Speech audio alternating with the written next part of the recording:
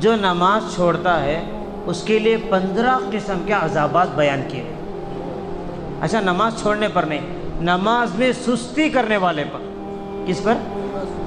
نماز میں پڑھتا تو ہے لیکن سستی سے پڑھتا ہے، بوجھ سمجھ کر پڑھتا ہے، اس کے لیے 15 عذابات اس حدیث میں بیان کیے۔ اللہ اکبر، ایسے عذابات، اس میں 3 باتیں دل کی تختیوں پر آپ لکھ لیں اور یہ عزم کریں، یہ نیت کریں۔ فرمایا کہ نماز میں جو سستی کرتا ہے، سستی ایک بوجھ سمجھ کے پڑھتا ہے، عزیز دوستو یہ تو دیکھو، کیا اللہ ہمارے عبادتوں کا محتاج ہے؟ اللہ ہماری عبادتوں کا محتاج ہے؟ ارے لاکھوں کروڑوں فرشتے اللہ کے سامنے سجدے میں گرے ہوئے، ہماری یہ بے جان نمازیں کیا حیثیت رکھتے ہیں اللہ کے سامنے؟ اللہ کا شکر ادا کر، اللہ نے یہ نعمت ہمیں دی ہے۔ چاہیے تو یہ تھا کہ زندگی بھر میرا سر میرے رب کے سامنے جھکا ہوتا، لیکن اللہ معاف فرمائے ہمارا۔ اور ایک بڑا طبقہ عزیز دوستو سجدہ بھی اس لیے کرتا ہے، اللہ کے گھر کو آتا بھی اس لیے کہ کچھ نہ کچھ غرض لے کے آتا ہے کہ یا تو مصیبت میں ہے، یا تو بیمار ہے، یا تو قرضوں کا معاملہ ہے، کچھ نہ کچھ غرض، ورنہ بغیر مطلب کہ اللہ کو بھی سجدہ کرنے تیار نہیں ہے۔ ہوگا کوئی اللہ ماشاء اللہ جو خوف سے یا محبت میں یا عظمت میں آ کے جھک رہا ہو، ورنہ ہم سب مطلب کی عبادت میں، یہ عبادتوں کا ہمارا۔ تو میں وہ حدیث پڑھ رہا تھا، اس میں 3 جو باتیں ہیں وہ عرض کر کے میں اپنی بات کو ختم کروں۔ فرمایا کہ جو بندہ نماز کو بوجھ سمجھتا ہے، جو بندہ نماز کو پڑھنے میں سستی کرتا ہے، سستی ایسا بے جان بیزار سے پڑھ رہا ہے، فرمایا کہ اللہ تعالیٰ کو وہ عمل اتنا برا لگتا ہے، اللہ اس کی پوری زندگی میں جو جو نیک کام وہ کرے گا اور کیا ہے، سارے نیک کاموں کا اجر اللہ ختم کر دیتا ہے۔ نیک کاموں کا اجر اللہ ہٹا دیتا ہے۔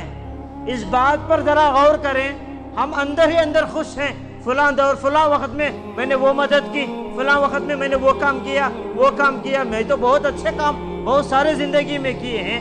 اگر قیامت میں صرف اتنا کہہ دیا جائے نماز میں سستی کرتا تھا، کیا تو میرے حبیب کے فرمان میں نہیں پڑھا جو نماز میں سستی کرتا ہے نیک کاموں کا اجر اسے نہیں دیا جاتا؟ تو پھر کیا کرے؟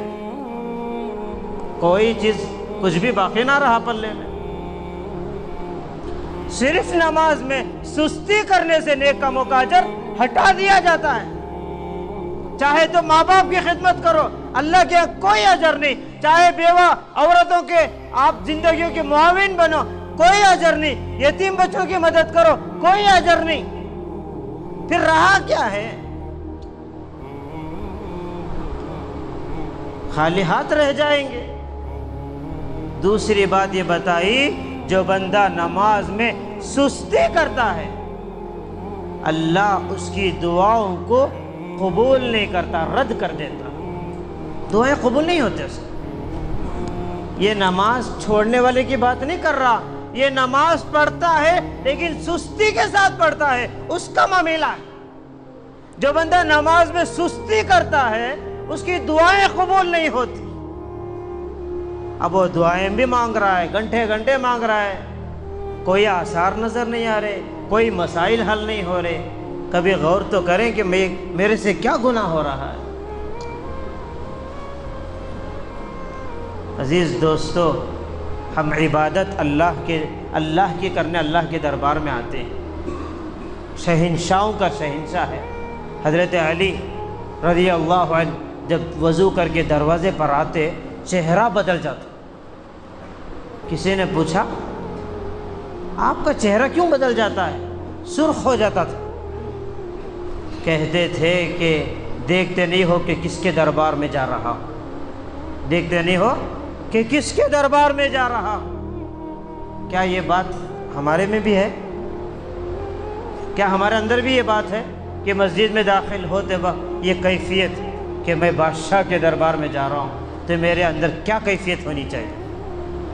سجدہ کرتے ہوئے بھی ہم دنیا کا سفر کرتے ہیں۔ بارہا میں یہ کہتا ہوں علامہ اقبال کا تیرے سجدے تجھے کہیں کافر نہ کر دے اقبال، تیرے سجدے تجھے کہیں کافر نہ کر دے اقبال، تو جھکتا کہیں اور رہے، سوچتا کہیں اور رہے۔ یہ ہماری حالت۔ تیسری بات یہ بتائی، جو بندہ نماز میں سستی کرتا ہے، نماز میں سستی کرتا ہے، دنیا میں جتنے اولیاء اللہ ہیں، نیک بندے ہیں، ان کی دعاؤں میں ہمارا حصہ نہیں ہوتا۔ کیا نہیں ہوتا؟ پورے اللہ والے دنیا میں پوری امت کے لیے دعائیں کر رہے ہیں، تو اس میں اگر مجھے نکال دیا جائے تو میں کیا کروں گا؟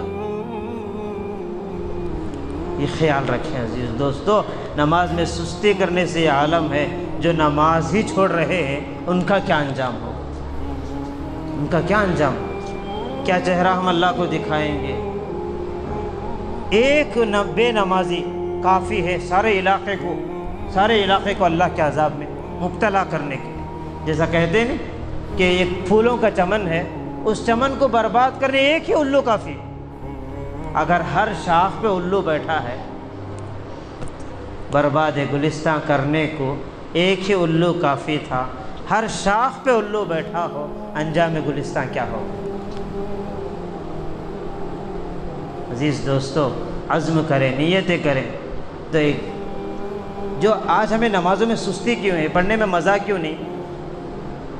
ہر آدمی، کیا بچہ، کیا جوان، کیا بوڑھا، ہر ایک اپنے آنکھوں سے زنا میں مبتلا ہے، جس کی وجہ سے اللہ نے یہ طاقت اٹھا لیا ہے۔